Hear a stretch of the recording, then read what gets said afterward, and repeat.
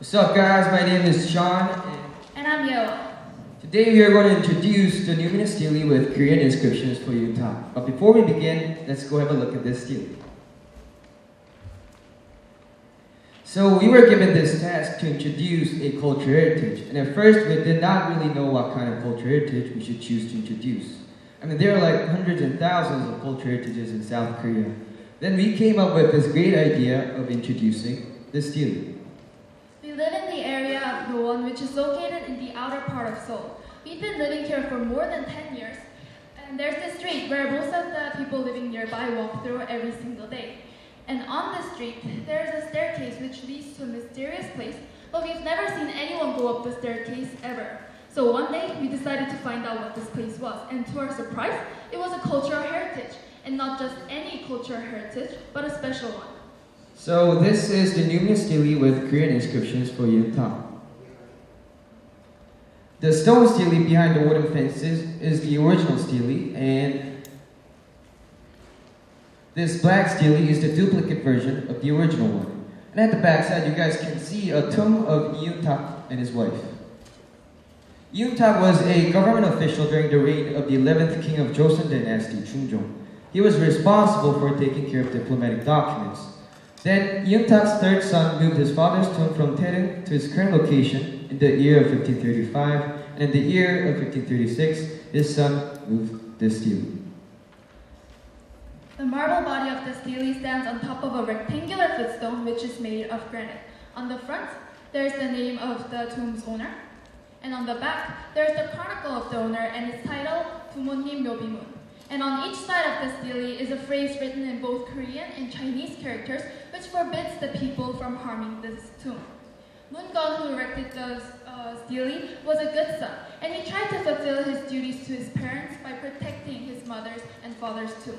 He did that by writing a phrase on the stele. The phrase goes, "This is the numinous stele. Anyone who tries to bring it down will be ill-fated. I notify this to those who do not speak Chinese." Thank you. Furthermore, we can say that the true value of this stele lies in the Korean characters used in the phrases that are written all over the stele, as you guys can see. And this stele is like the first stele that was written in Korean, so it is pretty amazing. And this stele is one of the 3 surviving steles that is written in Korean. So we could say this is amazing. But what's more fascinating about this stele is that this stele is like the first stele that was built, and it is the first stele that was written in Korean. So this is pretty amazing, and it is one of the 3 currently surviving steles that are written in Korean. But what's more fascinating about this stele is that Korean characters were widely used starting the 18th century, right? Right. But then, as I mentioned before, the stele was built in 1536, which is the 16th century.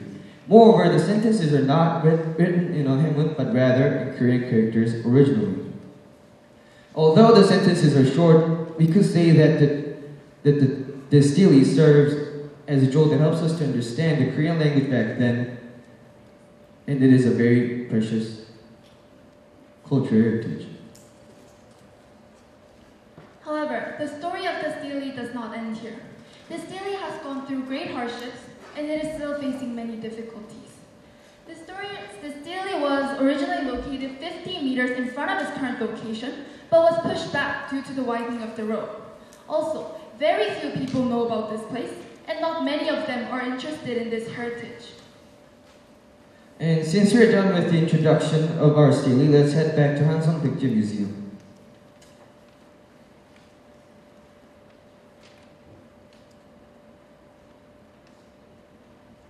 Just wait, and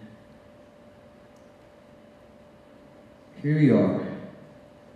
Even though the stele is as important as places that are often visited as Gyeongbok Palace, and is as valuable as things that are well known as Sunminjeongeum, it is being forgotten.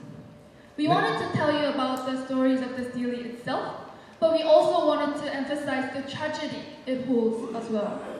Ladies and gentlemen, please do not forget the forgotten treasure. Although you may have learned about this stele through our explanations, there are hundreds and thousands of other culture heritages that are being forgotten. I hope that if we shed a new light on this stele for Yuntak today, somebody else will introduce a culture heritage tomorrow. We hope that this will not stop until nothing is forgotten. Thank you.